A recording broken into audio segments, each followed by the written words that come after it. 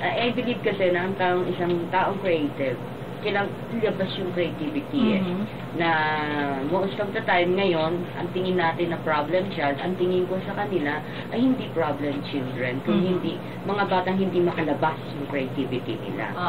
So, I took up commerce, lalo na yung course ko, accounting, puro mga figures yan. Sumasakit yung ulo ko kapag meron ng problem solving or yung mga accounting subjects kasi tingin ko talaga sa numbers nagsasayaw silang lahat.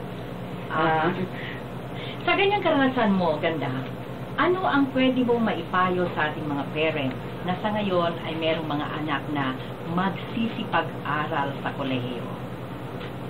Magpapasok pa lang ng college? Yes, magpapasok pa lang ng college. At tulad nga nangyari sa'yo, ipinilit ng mother mo na mag-aral ka ng accounting, pero wala talaga sa puso mo. Kasi ang gusto mo, maging writer. So, ano magiging advice mo sa mga parents na merong ganon, parang hindi nagkakasundo ang isang anak at isang mother or father? Kasi iba ang hilig na puso.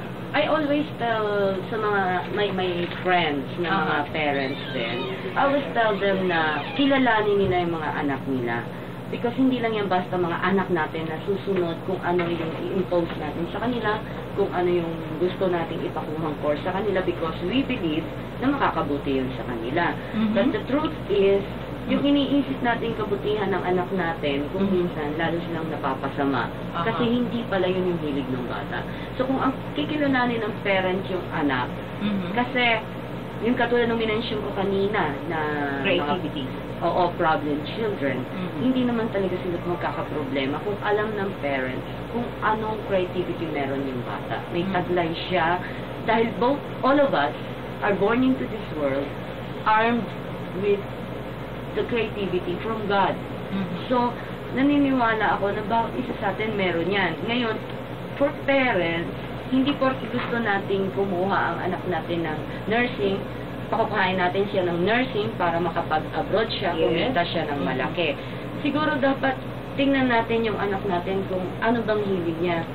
She may be inclined into music, poetry, writing, dance, lahat yung mga field of arts na yan. Baka kasi, sometimes katulad ko, dito pala ako linya pag laki ko. Buti na lang, kahit hindi naintindihan ng parents ko yung pagsusulat ko, okay lang sa kanila. Hindi nila ako tinakwil for that.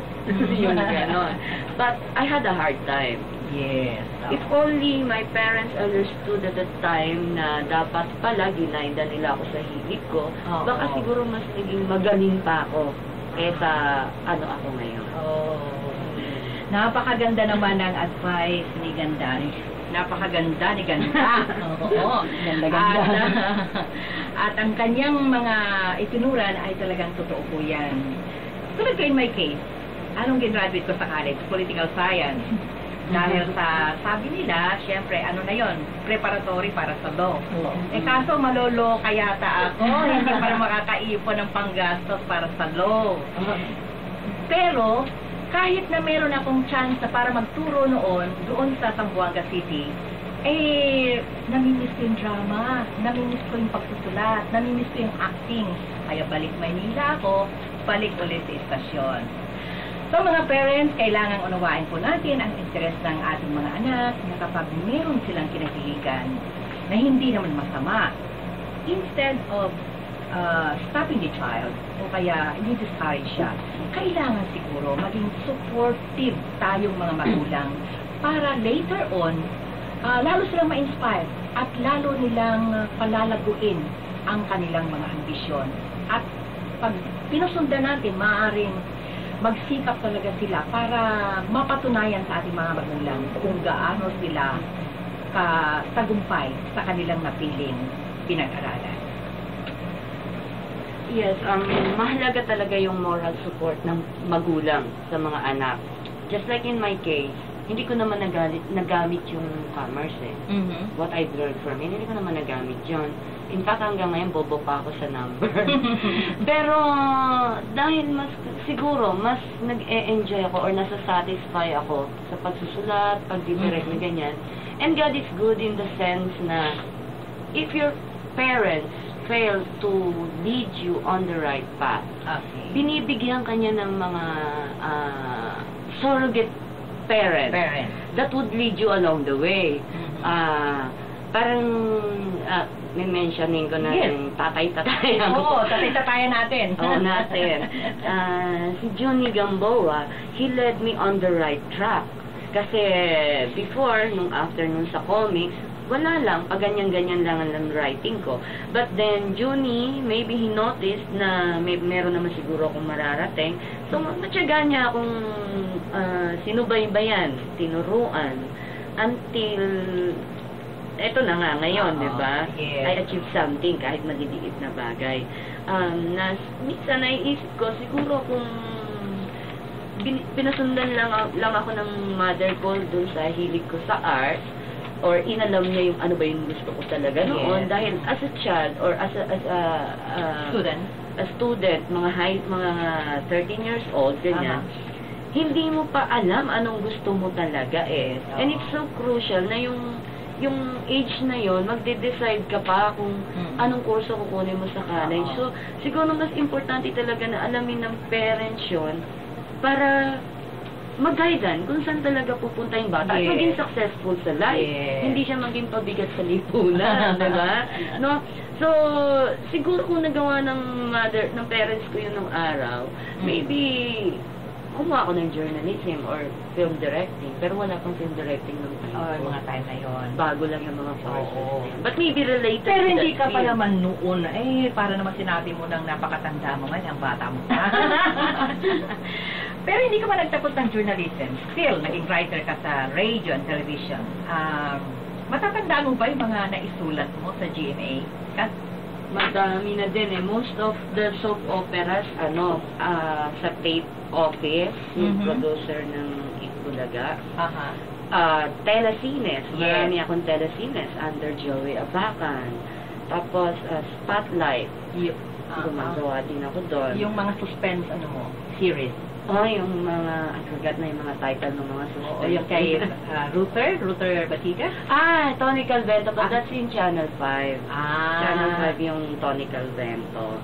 Hotline. Tsaka, yun, ang latest ko sa ang huli kong ginawa sa GMA, I conceptualized Daisy Siete. And I've been the writer during the first season. At saka Kirara. Kirara. This mga Kirara. Siya po ang writer behind the Kirara. Mashallah, napakarami nga pala. Nabanggit mo minsan sa akin na mas gusto mo kasi mga detective stories, diba? Oo. At sabi pa, meron kang gusto talaga pag-aralan kung talagang nasunod ang gusto mo. Ano nga ba yun yung pinag-uusapan natin na sa loob ng laboratory, kinakailangan? Nung una. Aside from, siguro hindi ko alam yung filmmaking nung time na yun eh. Hindi ko pa alam yun. Pero, yan ang kukuhain kong course. Siguro kung meron na yun noon. I'm also interested in, ano nga ba tawag doon? Yung nag-autopsy ng patay. Yun, kasi mahilig po kami manood kasi ng CSI pag naroon ako sa kanila. Kaya, nasabi nito ni Ganda, nasabi niya, yan ang gusto kong pag-aralan. Yung maging coroner. Oo. Sabi niya, nasa nasa laboratory at talagang aalamin ko paano ba siya namatay. Sino ang yung mga ebidensya na dapat hanapin. Gusto ko rin maging profiler. Yes. FBI. Napaka-interesting ng hilig nito. At hindi maraming babae ang merong passion para sa field na yan. Di ba? Yes, that's true. Kaya siguro advice natin sa mga parents na siguro mag-spend sila ng panahon para makipagkwentuhan sa mga anak nila. Hindi para mag-sermon o para sa tinatawag nating payo, kung hindi makinig sa anak nila. Bayaan ang mga anak na magkwento sa kanila kaya nagdadalaga o nagbibinata para ngayon pa lang, habang maaga pa, meron kayong komunikasyon, nasasabi, nagiging open yung bata, nasasabi niya yung gusto niya. Then, as a parent, mag-guide mo siya without saying hindi, without being strict na hindi, ako ang masusunod kasi ako ang magulang. But, masasabi mo kung bakit sa tingin mo